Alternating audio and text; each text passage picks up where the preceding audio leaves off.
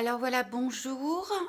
Je vais faire une lecture de quelques poèmes de Robert Desnos. C'est mon ami Eric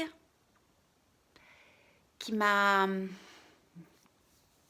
invité via Facebook. Donc merci parce que ça veut dire que tu m'as pas bloqué. Merci, merci beaucoup. Enfin, pas pour le moment. On verra comment je lirai les poèmes.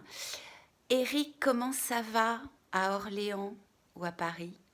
Voilà, Eric, le théâtre de l'imprévu et la bibliothèque de Montreuil propose un petit événement, enfin un petit... oui. Donc voilà, enfin bon. Donc du coup, il s'agit de lire les poèmes de Robert Desnos, enfin d'en choisir un. Donc déjà, j'ai raté j'ai raté l'exercice. L'amour qui naît subitement est le plus long à guérir. Jean de la Bruyère. Alors, l'œuvre poétique de Robert Desnos. Donc, du coup, j'imagine qu'il faut lire un poème et pas forcément raconter la vie de Robert Desnos. Donc en fait, voilà, il y a plein de poèmes parce que vraiment, c'est un florilège. Moi, je me suis souvent servi de ces poèmes pour monter des spectacles avec les enfants, bien sûr, bien sûr.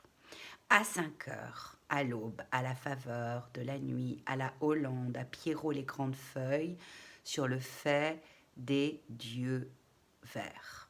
Je vais lire ça. Pierrot, tu jactes bien, et vert comme des dos, tes sacrés noms de Dieu, de bons dieux, ont la touche qui chante à ma moussemée.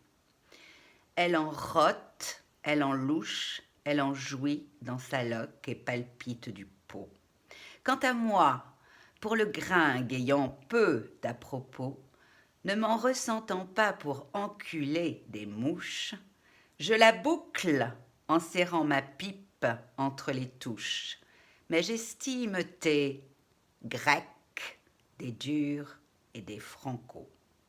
La mer guette au trou qui depuis 30 berges fait son blé des bitards enfournés par nos verges.